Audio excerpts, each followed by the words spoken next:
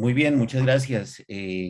Pues antes que nada, saludarlas a todas y todos, agradecer la invitación que se me hiciera a participar de este panel, de este Foro Nacional de Alternativas Penales y compartir un poco la experiencia colombiana respecto de un escenario que se me ha planteado para esta disertación, que es el de la declaratoria del estado de cosas inconstitucional respecto de las prisiones y las cárceles en Colombia. Eh, Voy a tratar de hacerlo no tan rápido para que la traducción pues nos ayude un poco con la comprensión de lo que se pretende expresar. Eh, la Corte Constitucional de Colombia, a causa de una serie de eh, reclamos, de acciones judiciales iniciadas por las personas privadas de la libertad en el año de 1998, inicia un camino muy interesante de empezar a abordar el problema del hacinamiento carcelario, tratar de encontrar cuál es el mejor punto de análisis respecto de dicha situación y cuáles serían los mejores caminos para su superación en el corto, en el mediano y en el largo plazo. En el año 1998, una asociación o un sindicato de personas privadas de la libertad, de presos en el país, interpusieron una serie de acciones de tutela de forma masiva, indicándole a los jueces que efectivamente la situación de garantía de los derechos humanos que se venía presentando en las cárceles contravenía cualquier norma de carácter constitucional y mucho más las normas de derechos humanos eh, proferidas en el ámbito interamericano. La acción de tutela en Colombia, pues efectivamente desde el año 1991 es aplicada como un mecanismo constitucional preferente para la garantía de los derechos humanos de todo colombiano, que en general atiende a las necesidades de protección de derechos de ejecución inmediata, pero que también como mecanismo procesal tiene algunos límites específicos. Uno de ellos implica que si bien el juez puede fallar extra petita respecto de lo que ha solicitado el accionante para garantizar mejor sus derechos fundamentales, de ningún modo el contenido del fallo podría implicar una serie de compromisos presupuestales que constitucionalmente solamente le compete hacerlos al gobierno nacional. Digamos que ese es el límite objetivo al contenido de los fallos del juez constitucional. Eh, ¿Qué ocurría en el caso de las personas privadas de la libertad? Que un buen número de sus reclamaciones por garantía de derechos tenía que ver con la capacidad carcelaria en Colombia. De modo tal que cuando el hacinamiento aparece la manifestación de la sumatoria de violaciones de los derechos fundamentales del penado y al parecer la solución a dicha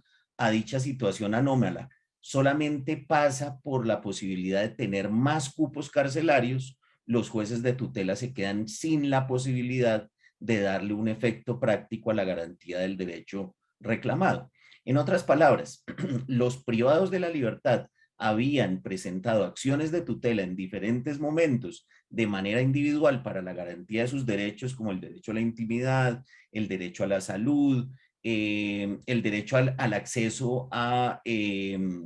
programas que les permitieran llegar de mejor manera a la resocialización propia de la pena, habilitación profesional, educación, etcétera, etcétera, y se encontraban con que si bien los jueces de la República reconocían que su situación de derechos humanos no estaba siendo cubierta o sus derechos no estaban siendo garantizados por el Estado colombiano en el interior de los centros penitenciarios, pues tampoco podían emitir una orden que de manera concreta pudiera resolver dicha situación complejo. Teniendo en cuenta esto, los presos del país como movimiento social, como acción social, interponen gran cantidad de acciones de tutela que obligan a que el Tribunal Constitucional, a que la Corte Constitucional las revise todas en conjunto y pretenda para ello también hacer un análisis en conjunto de la situación de la prisión. Es decir, la acción de tutela implicaba un estudio caso a caso de acuerdo con la situación de violación de los derechos humanos que estaba alertando el peticionario. La Corte Constitucional, digamos que en una sobreinterpretación de sus competencias constitucionales, lo que hizo fue una acumulación de casos para tratar de dar una interpretación y decisión de conjunto. En ese marco, en el año 1998, con lo que se encuentra la Corte Constitucional es que aproximadamente en Colombia había 40.000 personas que se encontraban en condición de hacinamiento. O en otras palabras, la capacidad carcelaria, la capacidad de cupos carcelarios en Colombia se había excedido en 40.000 personas y que ese exceso, que es lo que se considera como hacinamiento, pues lo que generaba era un efecto de conjunto de violación de los derechos humanos. Con muy buen tino, la Corte Constitucional hace una alianza con las universidades del país, con centros de investigación y se adentran en los centros penitenciarios y carcelarios para hacer una verificación material del ejercicio de los derechos fundamentales de los privados de la libertad del país y desde allí emite por primera vez la declaratoria de estado de cosas inconstitucional, o en otras palabras, analizando la situación penitenciaria y carcelaria, señala que la forma como se manejan los centros penitenciarios y la capacidad carcelaria instalada en ese momento en el país era proclive a la violación sistemática de los derechos humanos, tanto de sindicados como de condenados. En ese momento, como es, llamémoslo así, el primer momento de evolución de la forma como se interpreta el fenómeno, el punto estuvo centrado en una visión estrictamente cuantitativa. Es decir, si el fenómeno del hacinamiento como acumulación excesiva de personas privadas de la libertad se podía medir en términos numéricos, pues la solución del problema tenía que ver también con generar tantos cupos carcelarios como fuere posible para que dicha situación desapareciera. O en otras palabras, si había 40.000 personas en exceso de la capacidad carcelaria, una de las medidas principales que debía tenerse en cuenta era ordenar al gobierno nacional que se hicieran los aportes presupuestales y la construcción de cupos carcelarios que se requiriera a fin de que se diera una especie de balance entre el número de personas ubicadas en cada uno de esos cupos carcelarios y desde allí se pudiera deducir el efectivo cumplimiento de garantías de derechos humanos por parte de las entidades encargadas del tema. En particular en Colombia sería el Ministerio de Justicia y el Instituto Nacional Penitenciario y Carcelario. Los planes que surgieron a partir de la decisión de la Corte Constitucional de 1998, valga decirlo, fueron seguidos de manera muy cuidadosa, muy exacta por las autoridades del gobierno nacional para que pues esa orientación que la Corte Constitucional había dado se terminara materializando de manera efectiva. 6 años después de la emisión de la sentencia, el gobierno nacional emitió varios informes en los que demostró que a partir de una modificación de la Ley Nacional de Presupuesto y la obtención de recursos de cooperación internacional de diferentes gobiernos, logró construir más de 40.000 cupos carcelarios nuevos, con lo cual pues ese desbalance cuantitativo se había superado y en esa medida se había dado un efecto de cascada en términos de garantizar los derechos fundamentales de las personas privadas de la libertad. Hasta tal punto que incluso la Corte Constitucional, en revisión del cumplimiento de la sentencia, efectivamente manifestó que el estado de cosas inconstitucional en las cárceles se había superado, de acuerdo con dichos informes y con aquellas adecuaciones locativas, en número de cupos, etcétera, etcétera, que implicaba el cumplimiento de la decisión judicial. Sin embargo, estoy hablando de una sentencia que es la sentencia T-153 de 1998. Sin embargo, en el año 2013,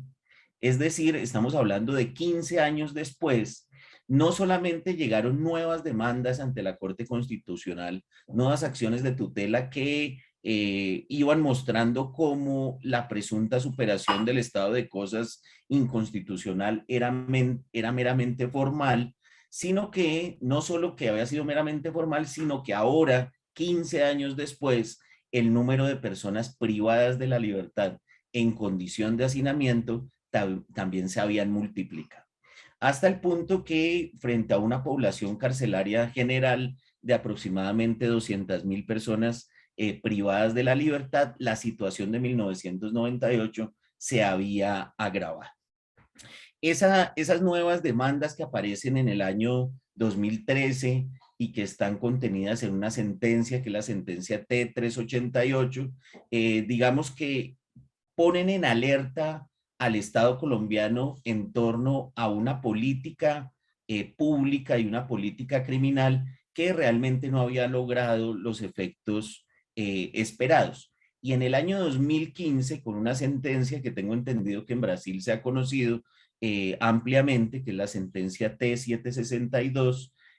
se declara nuevamente un estado de cosas inconstitucional respecto de los centros penitenciarios y carcelarios, pero con un elemento que resulta mucho más interesante y que creo que es el que puede ayudar a motivar unos mejores diálogos en América Latina con relación a la situación carcelaria. La Corte Constitucional en la sentencia T-762, palabras más, palabras menos, indica que el problema del hacinamiento carcelario no es un problema cuantitativo, sino cualitativo. Y es un problema cualitativo en la medida en que no se resuelve con la creación o la construcción de nuevas cárceles, no se resuelve propiamente con la habilitación de nuevos cupos carcelarios, sino que responde a elementos básicos, sistémicos, propios del derecho penal colombiano. O en otras palabras, que el problema del hacinamiento carcelario no tiene que ver necesariamente ni primordialmente con las condiciones infraestructurales de la prisión, sino con las formas como se produce el derecho penal en sede legislativa. Y allí la Corte Constitucional va a indicar cómo las tendencias populistas punitivas que llevan a que el Congreso Nacional, que el Congreso de la República, realicen continuas reformas del Código Penal y especialmente que éstas se concentren en el aumento de las penas, en la reducción de las condiciones para acceder a subrogados penales o a condiciones para suspender la ejecución de la condena o poder transformar o reducir la condena por trabajo, estudio u otros elementos de la ejecución penitenciaria, hacen que la sobrepoblación carcelaria sea una situación no coyuntural, sino permanente de ese tipo de derecho penal que se ha venido construyendo. En esa medida, la Corte Constitucional, en la sentencia T-762 de 2015, advierte sobre la importancia de que el centro penitenciario y carcelario establezca las condiciones infraestructurales para la garantía de derechos humanos. Pero a su vez,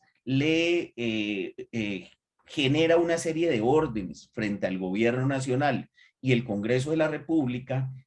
para que se construya una política criminal acorde con los fines constitucionales propios del derecho penal y en particular hace alusión a la importancia de la aplicación del principio de última ratio y el principio de intervención mínima. En esa medida, entonces, la política criminal colombiana posterior al año 2015 debería generar una estructuración que lleve a que los códigos penales hagan una depuración del alcance de las penas, de el ejercicio legislativo de variación de la norma y de la búsqueda de alternativas al encarcelamiento. En otras palabras, por una parte, le habla al Congreso de la República para decirle, establezca mejores criterios al momento de seleccionar cuáles proyectos de reforma de la ley en materia penal pueden ser tramitados o no. En segundo lugar, cuando se quiera reformar la ley penal, prefiera aquellas reformas que no propugnan por una mayor permanencia en la cárcel, sino que permitan una mayor adherencia a procesos que lleven a la resocialización, señalando propiamente que si bien la pena tiene múltiples fines, en un Estado constitucional y democrático de derecho, el fin principal de la ejecución de la pena no puede ser otra que la resocialización. Y en tercer lugar, hace un llamado a todos los organismos nacionales, a los tres poderes públicos, para que empiecen a encontrar caminos, escenarios que lleven a que haya alternatividad en el ejercicio de la punición, que haya programas de alternatividad al encarcelamiento y que haya programas que hagan efectivo la prevención de la comisión del delito o la debida resolución de conflictos, a fin no solamente de garantizar efectos de mayor convivencia social, sino también para disminuir la cantidad de procesos judiciales que terminan siendo adelantados por el Poder Judicial en Colombia. En esa medida, entonces, hay tres retos que han tenido experiencias muy dispares en torno a su materialización. El primero de ellos, y con esto culminaría, es el de los mandatos de reforma de la ley penal. En ese sentido, se ha trabajado desde el Consejo Superior de Política Criminal, que es un escenario en el que confluyen todas las entidades nacionales que tienen que ver con la administración, la aplicación, la ejecución de medidas penales, a fin de servir como órgano asesor del gobierno y del Congreso para garantizar que el principio de última ratio y el principio de intervención mínima se materialicen en esas iniciativas legislativas. Y por otro lado, que es un poco el trabajo que hemos desarrollado desde el Consejo Superior de la Judicatura, se ha venido impulsando de mayor manera la implementación de mecanismos de justicia restaurativa y de justicia terapéutica en el ámbito penal, convencidos que el conflicto que lleva a que las personas terminen cometiendo delitos en nuestro país, de acuerdo con estadísticas manejadas por el Ministerio de Justicia, muchas veces tienen que ver con una conflictividad que se centra en la vida diaria de los sujetos, en la sociabilidad general. En esa medida, si se logra desde el Poder Judicial que los mecanismos de mediación, conciliación, círculos restaurativos, prácticas restaurativas, no solamente sean significativas para la sociedad, sino que se puedan incorporar en sus resultados a los procesos judiciales, probablemente no solamente vamos a llegar a un muy buen efecto en términos de resocialización, sino a otro mucho mayor que nos interesa principalmente, y es que los conflictos se puedan resolver directamente por la sociedad, que los conflictos se puedan resolver directamente con la participación de quienes están allí inmiscuidos, y que las respuestas no sean solamente respuestas en términos punitivos, no solo sean respuestas en términos retributivos, sino que sean respuestas en términos de reconstrucción del tejido social. Yo lo dejaría hasta allí. Les agradezco mucho por su invitación y por haberme escuchado.